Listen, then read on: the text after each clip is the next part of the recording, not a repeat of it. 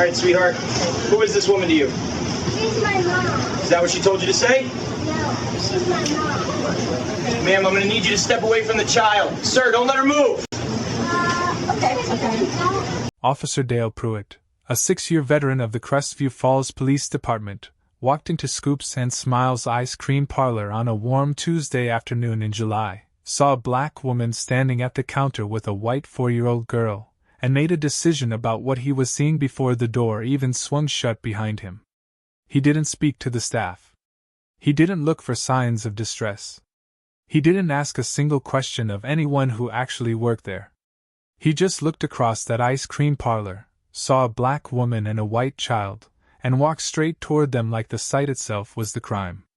What Officer Dale Pruitt didn't know, what he never bothered to find out, was that the woman he was about to humiliate in front of a shop full of strangers was a licensed pediatric occupational therapist with a decade of clinical experience, a homeowner, a taxpayer, a Sunday school teacher, a daughter, a sister, and the legal adoptive mother of the little girl currently asking for extra sprinkles on her cone.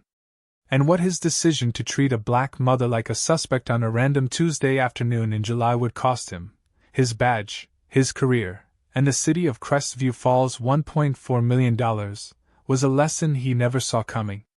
Before we go any further, what city or country are you watching from? Drop it in the comments. We love seeing where our community tunes in from. And if you believe a black mother should never have to prove she belongs with her own child, like this video and subscribe. We are just getting started. To understand what happened inside Scoops and Smiles ice cream parlor on July 11th, you have to understand who Nikki J. Lucas was. Not who Officer Pruitt decided she was the moment he laid eyes on her. Who she actually was. Nikki Janelle Lucas was 38 years old, 5'4", and the kind of person who remembered your birthday without Facebook telling her to. She had grown up in the same mid-sized city where she still lived, Crestview Falls, the youngest of 4 children raised by her grandmother, Dottie, after her parents separated when Nikki was 7. Dottie was the kind of woman who cooked for the whole block and never once asked to be thanked for it.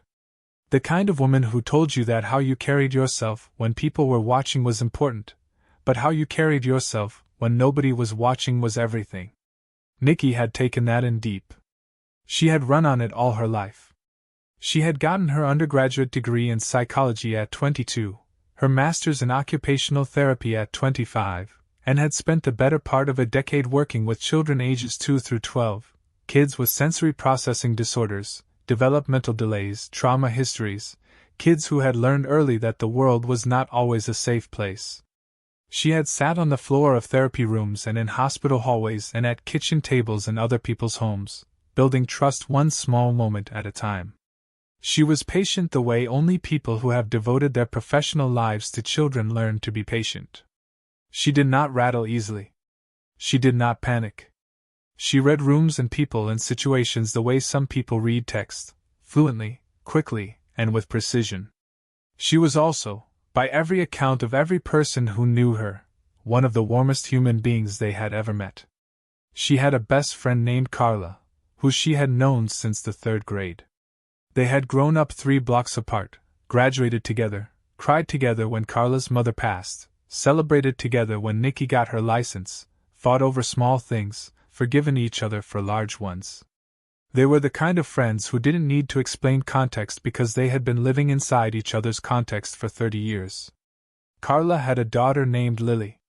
She had named her Lily because Carla's mother had kept a window box of white lilies that she tended every spring until the year she couldn't anymore. Lily was born in March, premature by 6 weeks, and spent her first 11 days in the NICU with Carla on one side of the incubator and Nikki on the other. Nikki had taken 2 weeks off work. She had not been asked to. She had simply shown up, the way Dottie had always taught her to, and stayed. Lily came home. She grew. She was small and serious-faced the way very young children sometimes are, with enormous brown eyes and a way of studying new things before she committed to reacting to them.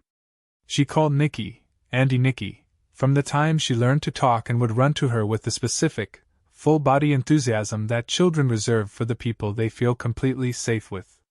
When Lily was 2, Carla was diagnosed with stage 3 ovarian cancer. The treatment was aggressive and necessary and brutal. Carla's mother was gone. Her father had never been in the picture. She had a sister in another state who had her own family, her own complications, her own life. And she had Nikki. Nikki rearranged everything. She reorganized her caseload, talked to her supervisor, moved to part-time for the better part of a year. She drove Carla to chemo. She picked up Lily from daycare. She cooked meals she left in Carla's refrigerator with post-it notes that said things like Tuesday, "The soup is not spicy, I promise." She read to Lily every night that Carla was too exhausted to do it herself, which for a while was most nights. Carla fought hard. She responded to treatment. She went into remission. And then, 14 months into remission, on a Wednesday morning in November, Carla had a stroke. She was 37 years old. She was in the kitchen making coffee. Lily was asleep in the next room. By the time the paramedics arrived, the damage was catastrophic. She never regained consciousness. She died on a Friday. Nikki was the person Carla had named in her advance directive. She was also the person Carla had spoken to 6 months before the stroke, quietly, carefully, the way you have a conversation you hope never becomes relevant, and asked if she would take Lily. If the worst happened. Nikki had not hesitated. She had said yes, and she had meant it, and she had hoped with everything in her that it would never matter. It mattered. The foster placement happened within days of Carla's death. The adoption process took 14 months. 14 months of paperwork and home visits and court dates and a system that is not designed to move quickly for anyone, least of all for a single black woman in her late 30s without a spouse. Nikki moved through every step of it with the steadiness that had defined her entire life. She answered every question. She filed every form. She showed up to every hearing. The adoption was finalized on a Tuesday morning in April. Nikki sat in the courtroom and signed the papers and held Lily in her lap while the judge smiled at them both and said, "It is my honor." Lily was 4 years old. She knew that her mama Carla was in heaven and that Auntie Nikki was her mommy now, and that these two facts lived alongside each other without contradiction because children, when they are safe and loved, have a remarkable capacity to hold complicated truths. 3 months after the adoption was finalized, on a warm Tuesday in July, Nikki took Lily to Scoops and Smiles ice cream parlor because Lily had learned to tie her shoes that morning and had announced that this achievement deserved ice cream. Nikki had agreed immediately. She always agreed with the logic of children who had recently done something hard. They drove with the windows down. Lily sang a made-up song about butterflies. Nikki sang harmonies that didn't quite fit and made Lily laugh. They parked on Oak Street, walked half a block, pushed through the glass door of Scoops and Smiles into the cold, sweet air of a place that smelled like waffle cones and vanilla and summer. There were maybe 10 other customers in the shop. A teenager working the counter. A ceiling fan turning slowly overhead. Lily stood on her tiptoes to look at the flavors through the glass. That was the scene Officer Dale Pruitt walked into. Officer Dale Pruitt had been on the Crestview Falls Police Department for 6 years. He was 31 years old, broad-shouldered, and had the particular confidence of a man who had never had a serious reason to doubt his own instincts. He had graduated from the Regional Police Academy in the middle of his class, not at the top, not at the bottom, and had been assigned to patrol duty in the Eastern District of Crestview Falls, which covered the neighborhoods around Oak Street, including the commercial strip where Scoops and Smiles sat. His record was unremarkable in ways that, as it would turn out, disguised something remarkable. He had no sustained complaints against him. He had commendations for a DUI arrest in 2021 and for assisting at the scene of a traffic accident in 2022. His supervisors described him in performance reviews as reliable, self-motivated, and good with the public. What those performance reviews did not capture, what no one had bothered to look at as a pattern until it became impossible to ignore, was the way Officer Pruitt responded to certain calls. Specifically, calls that involved black adults in proximity to white children. In 6 years on the force, this was not the first time. But we'll get to that. On the afternoon of July 11th, Officer Pruitt was on routine patrol when he received a call from dispatch. A concerned citizen had phoned in a report. The report was vague. The caller said something looked off at Scoops and Smiles on Oak Street. They couldn't say exactly what. Just that something seemed wrong. No crime was described. No distress was described. No specific behavior was described. Just a feeling. The specific, shapeless feeling of someone who looked through the window of an ice cream shop, saw a black woman with a white child, and decided that was worth a phone call to the police. Pruitt took the call. He drove to Oak Street. He parked his cruiser. He walked to the door of Scoops and Smiles, paused in the entrance for just a moment, and scanned the room. His eyes found Nicky and Lily at the counter. He didn't go to the staff. He didn't check in with the teenager working the register, who had been serving Nicky and Lily without incident and would later tell investigators that nothing in his interaction with them had seemed anything other than completely normal. He didn't look around the shop for any other indication that something was actually wrong.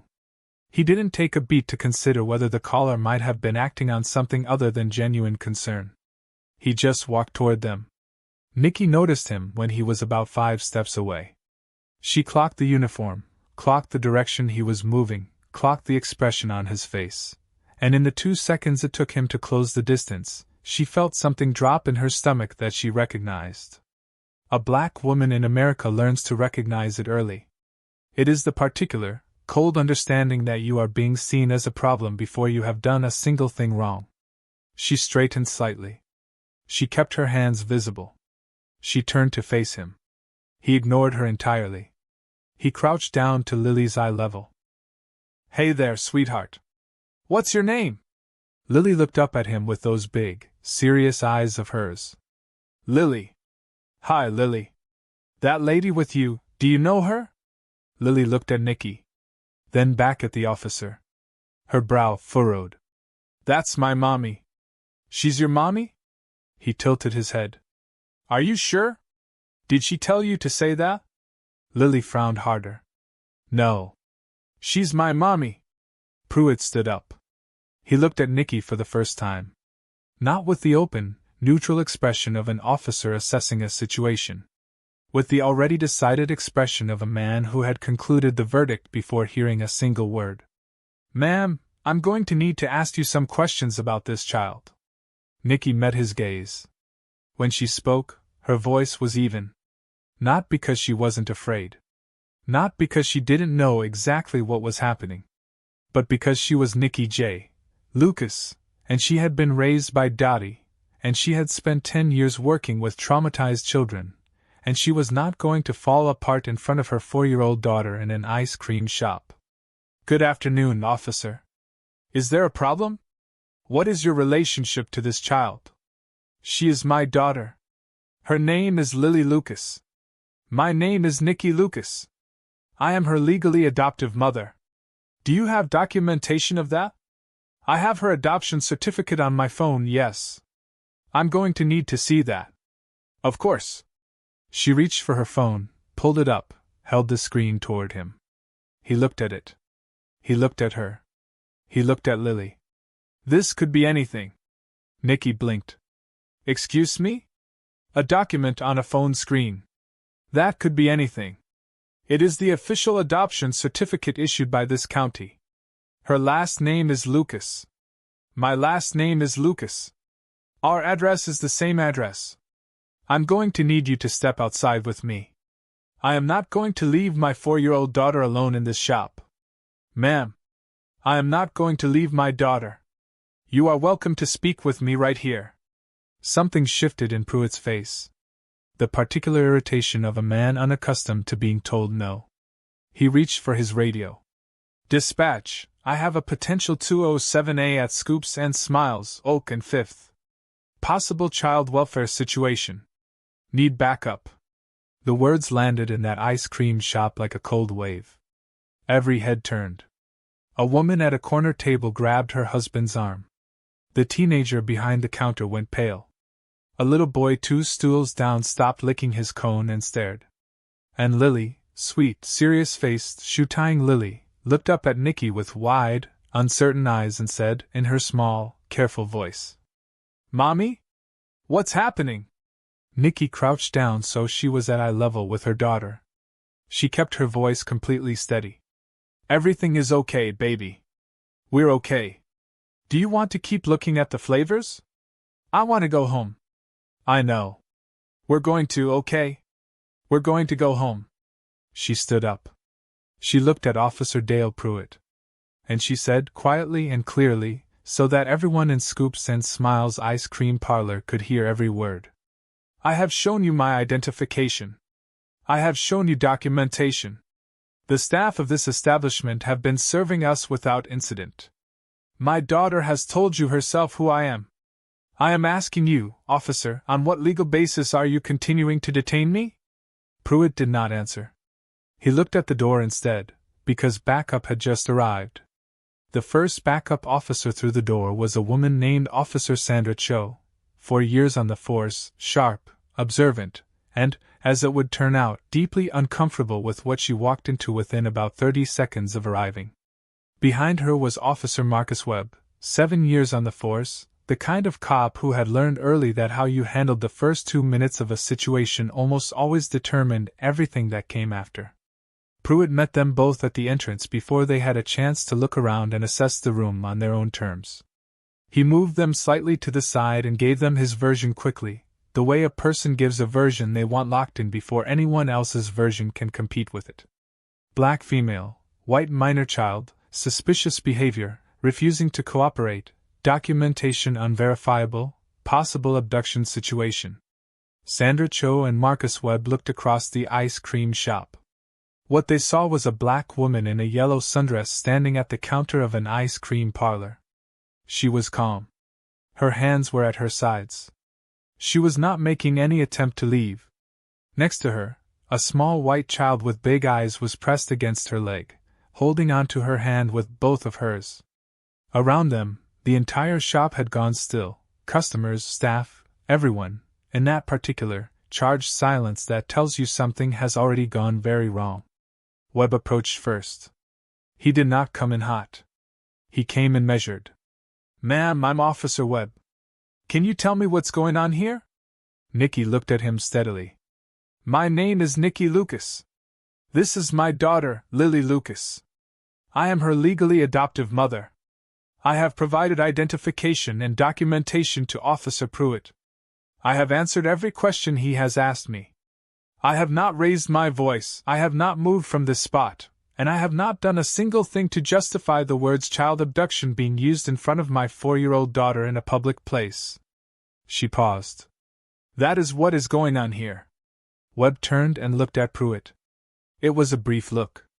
The kind of look that is not a question so much as a reckoning. Sandra Cho had moved toward the counter, where the teenager, his name was Marcus, he was 17, he had been working at Scoops and Smiles since March, was standing with his arms crossed, visibly agitated. "Did something happen in here?" she asked him quietly. "No," he said. "Nothing happened. They came in, they were looking at the flavors, the little girl was talking about sprinkles. That's it. The officer came in and just went straight to them. Nobody called anything in from here." Cho looked at him.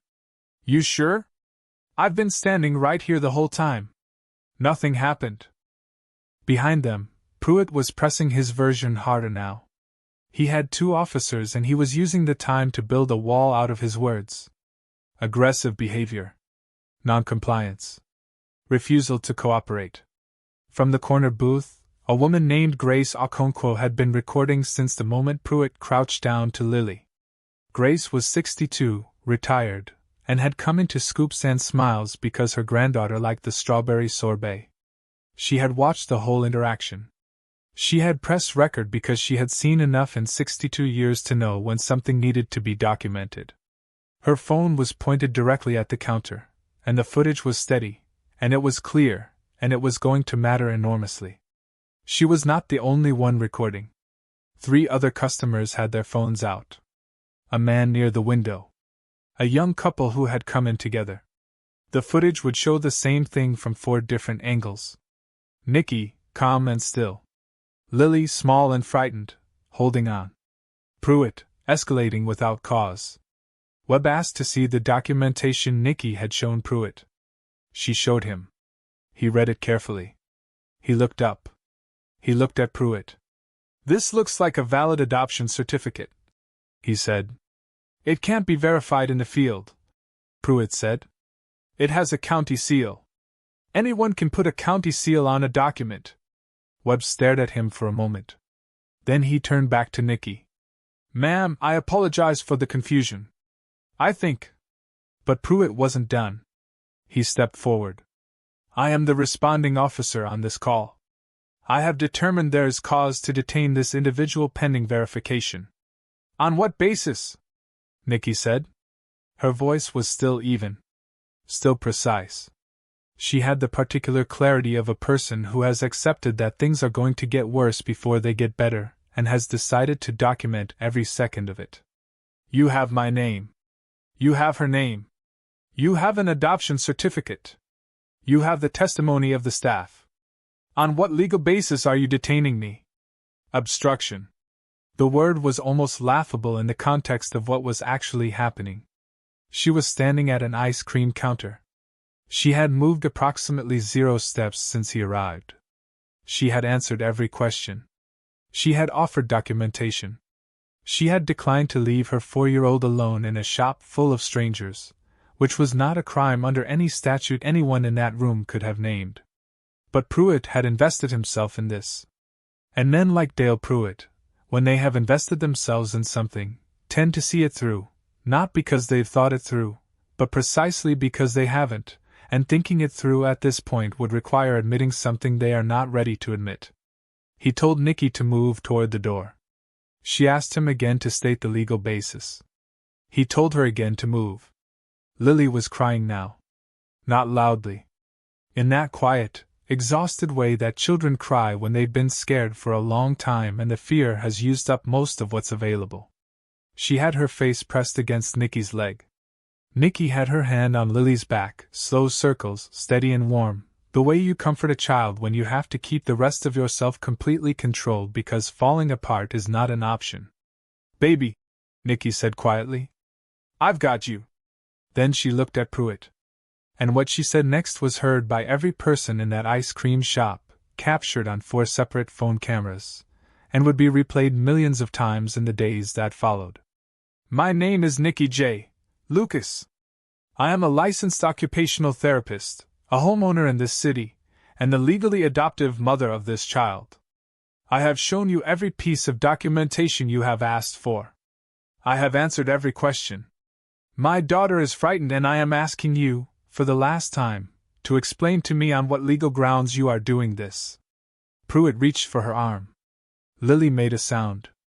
It was not a scream. It was smaller than a scream. It was the sound a child makes when the person they trust most in the world is suddenly being taken from them, and they do not have language big enough for what they are feeling, so what comes out is this, small and broken and raw. Her arms reached for Nikki. Nikki looked back at her daughter. 1 second. 2. "I love you, baby. I love you. It's okay." Then she looked forward and did not look away. The handcuffs went on. Sergeant Donna Reyes had 19 years on the Crestview Falls Police Department. She arrived at Scoops and Smiles 14 minutes after Pruitt's call, and she knew within 45 seconds of walking through the door that she was standing in the middle of something that was going to define the next chapter of her department's history, and not in a way anyone was going to be proud of. She had gotten the call on her radio. Possible child welfare situation on Oak Street. She had driven over expecting a complicated domestic scenario, maybe a custody dispute, maybe something genuinely unclear that had required backup and would require careful navigation. What she walked into was an ice cream shop in dead silence. Every customer frozen in their seats. 4 phones still raised and recording. A teenager behind the counter with his arms crossed and his jaw tight. A small white child sitting on the floor near the counter, knees drawn up, face red from crying, being held by a woman in a yellow sundress who appeared to be a stranger. A shop employee named Janet who had come out from the back room when she heard Lily crying and sat on the floor with her and held her because no one else was doing it. And in the corner of the shop, zip-tied to a chair, no, in handcuffs, sitting at a table, Nikki J. Lucas. Upright. Still. Her face composed in the way a face is composed when composure is the only protection left. Sergeant Reyes crossed the room. She looked at Nikki. She looked at the handcuffs. She looked at the little girl on the floor across the shop. She looked at Pruitt, who was standing near the window looking at his phone, which was an absolutely remarkable thing to be doing in this moment. Officer Pruitt. What is the charge? Pruitt looked up. He ran through it. The call. The refusal to cooperate. The suspicious circumstances. The unverifiable documentation. Reyes listened. Her face did not change. Then she walked over to Webb, who looked actively relieved to be talked to. Walk me through it, she said. Webb walked her through it. The adoption certificate. The staff account. The 4 videos. The fact that Lily had identified Nikki as her mother before Pruitt asked a second question. The fact that Nikki had not raised her voice or made any physical movement toward anyone or done anything that could be characterized, under any reasonable reading of department policy or state law, as obstruction. Reyes went back to Nikki. She crouched down so they were at eye level. Her voice was quiet. Ms. Lucas. My name is Sergeant Donna Reyes. Can you tell me your daughter's name and date of birth? Lily and Lucas. March 3rd. And the adoption was finalized when? April 9th of this year. The certificate is on my phone. Officer Pruitt has had access to it since I arrived. Reyes straightened. She walked to Pruitt.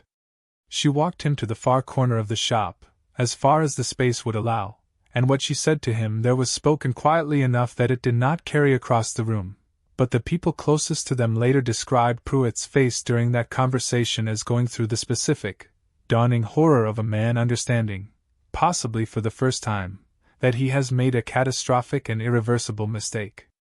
Reyes came back. She removed the handcuffs herself.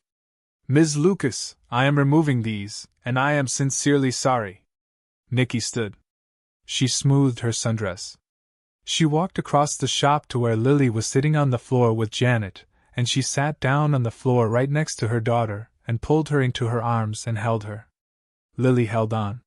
She didn't say anything for a long time. Neither did Nikki. They just stayed there, on the floor of scoops and smiles, while the ceiling fan turned overhead and nobody in the shop made a sound. Then Lily tilted her head back and looked up at Nikki and said, in her small, serious voice, Can we still get ice cream?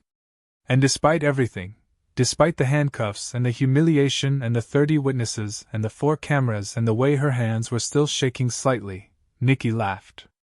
It was short and a little broken and completely real. Yeah, baby. We can still get ice cream. The teenager behind the counter, Marcus, gave them both their orders for free. He was 17. He didn't know what else to do. It was the right call. They sat in a corner booth and ate their ice cream. Nikki's hands steadied. Lily got sprinkles. She always got sprinkles. Before they left, Nikki stood up, looked at Sergeant Reyes, and said the following, in a voice that carried to every corner of that shop. I want a complete incident report filed before end of day. I want every badge number documented.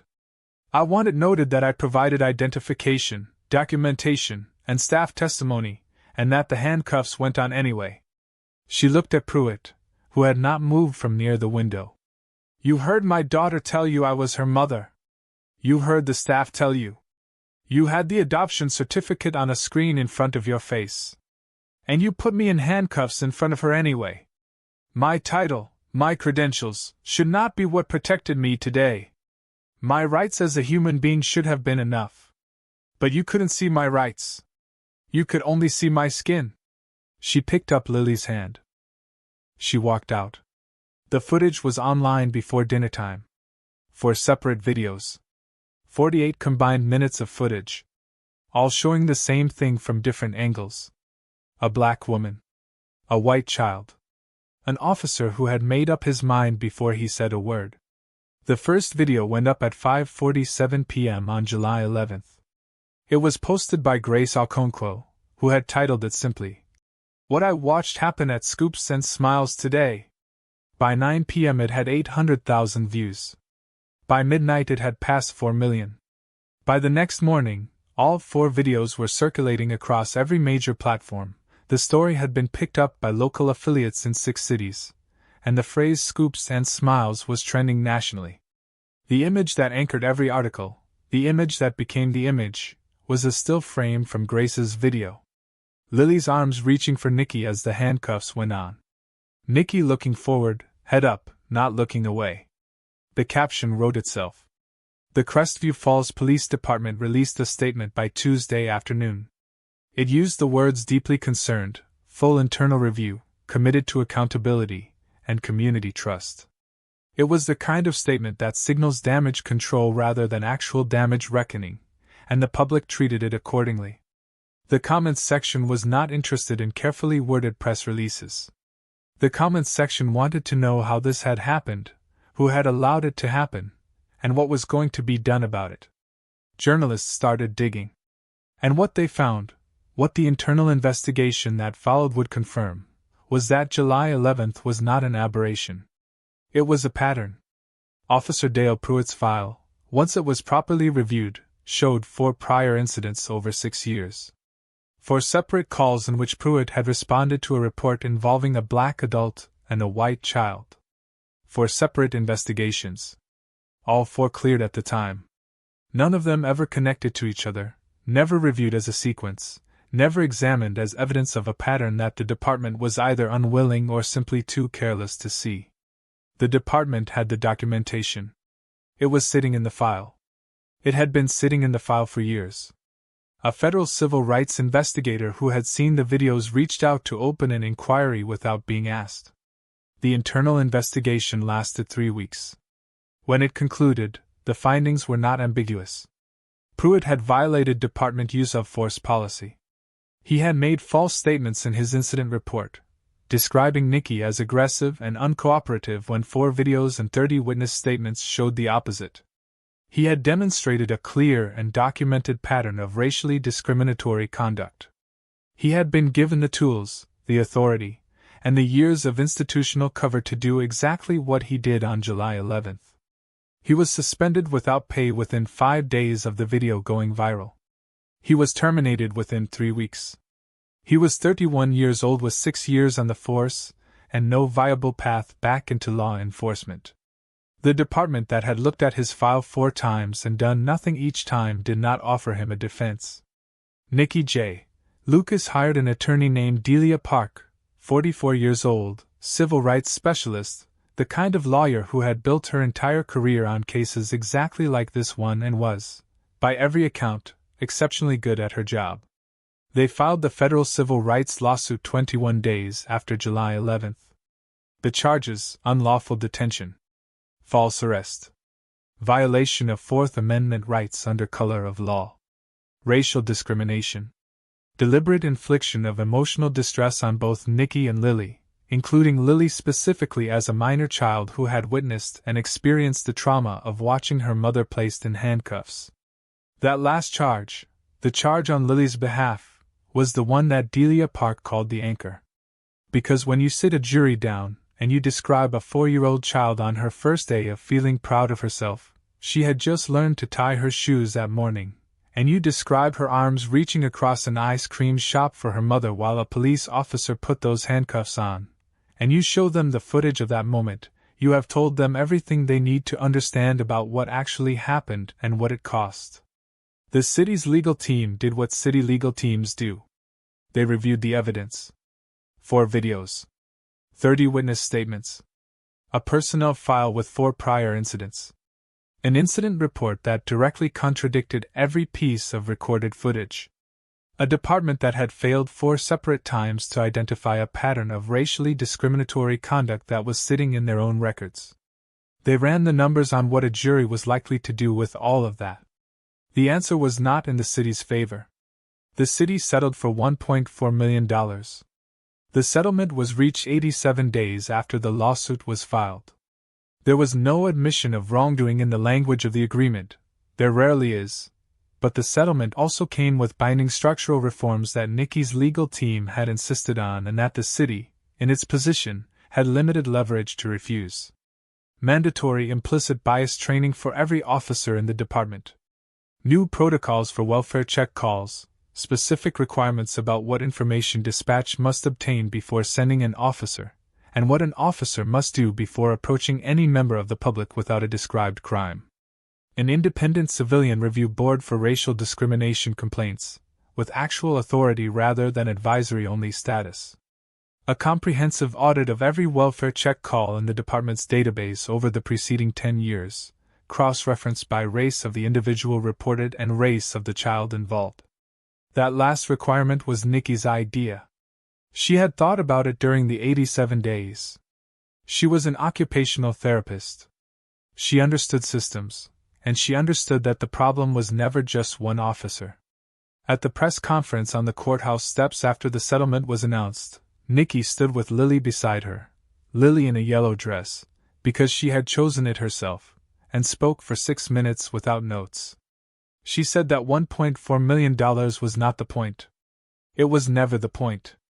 She said that she had spent 10 years of her professional life helping children recover from encounters with systems that failed them. She knew what that recovery looked like. She knew how long it took. She knew that what happened to Lily in that ice cream shop, what Lily had seen, and felt, and would carry, was real. And she was not willing to let it be invisible. She said that she hoped every officer in Crestview Falls would understand, going forward, that a black parent with a white child is not a suspicious circumstance. That a black mother at an ice cream counter is not a criminal. That the law does not change based on who is standing in front of you. She said the reforms the city had agreed to needed to mean something real for the next person. She said the next person probably wouldn't have 4 videos and 30 witnesses and a civil rights attorney. She said that was exactly the point. Lily tugged her sleeve during the last minute of the statement. Nikki looked down. "Can we go get ice cream after?" The crowd laughed. Nikki smiled, wide, real, the kind of smile that gets into your eyes. "Yeah, baby. We can go get ice cream after." Nikki donated $300,000 of the settlement to 2 organizations. The first provided pro bono legal support to victims of racial profiling who did not have the resources to mount their own civil rights cases. The second funded mental health services specifically for children who had experienced trauma related to police encounters, because Nikki knew, professionally and now personally, that those children existed and that the services available to them were chronically underfunded. A portion went into an education fund for Lily. The rest she kept. She had earned it. She returned to her job the following week. Her supervisor had held her caseload. Her clients, the children she worked with, the families she had been showing up for, were waiting. She went back to sitting on the floors of therapy rooms and building trust one small moment at a time, the way she always had. She gave one more interview, to a journalist she trusted, and then she stepped back from the public conversation. She had said what she needed to say. She was not interested in being a symbol. She was interested in being Lily's mom. Grace Okonkwo, the woman who had recorded the first and longest video, received hundreds of messages in the weeks after it went viral. She responded to almost all of them personally. She was 62. She had grown up watching things happen to people that the people around her pretended not to see. She had simply decided, decades ago, that she would not be one of those people. She described her decision to press record as the least complicated choice she had made in years. Marcus, the 17-year-old who had given them free ice cream, he started his senior year of high school that September, and wrote his college application essay about what he had watched happen in the shop where he worked, and what it meant to bear witness. He was accepted to 3 schools. He is studying pre-law. Janet, the employee who sat on the floor with Lily and held her while Nikki was in handcuffs, she became, in the weeks after the video went viral, one of the people Nikki texted on hard days. They are still in touch. Lily calls her Miss Janet. Sergeant Donna Reyes stayed on the force. She became one of the architects of the new welfare check protocols. She has said publicly that the afternoon of July 11th was the day she understood that doing your job correctly and doing it well are not always the same thing, and that she intends to spend the rest of her career making sure the gap between them is smaller. Officer Dale Pruitt appealed his termination through the police union. The appeal failed. He is no longer in law enforcement. The audit that the settlement required, the 10-year review of welfare check calls cross-referenced by race, turned up what everyone who looked at it closely already suspected it would turn up. The problem was not one officer. It had never been one officer. The reforms are ongoing. They are slow. They are incomplete. They are also real, and that matters, and Nikki knows it matters, even when slow and incomplete feel like not enough. The following August, 1 year and 1 month after July 11th, Nikki took Lily to Scoops and Smiles for Lily's 5th birthday. Same shop. Same ceiling fan. Same glass case of flavors. Marcus was still working there. He was getting ready to leave for college in 2 weeks. He made Lily's cone himself, 2 scoops of strawberry with extra sprinkles, and when Nikki tried to pay, he waved her off. He said it was a birthday tradition now. She didn't argue. They sat in the corner booth. Lily sang a little of her made-up butterfly song. Nikki harmonized badly on purpose so that Lily would laugh, and Lily laughed. Janet stopped by. She brought a small cupcake with a candle in it. She sang Happy Birthday off-key. Lily blew the candle out and made a wish, and refused to say what it was, because she had recently learned that telling someone your wish ruins it. They stayed until the cone was finished and the cupcake was gone and the ceiling fan had turned 100 slow rotations overhead. Nikki had chosen to come back to this place, specifically, deliberately, because she refused to allow Dale Pruitt to take this from them too. He had already taken enough. He was not getting the ice cream parlor. Some things you hold on to. Not because everything was fine. Because you refused to let the worst thing that happened to you become the last word. She held Lily's hand on the way back to the car.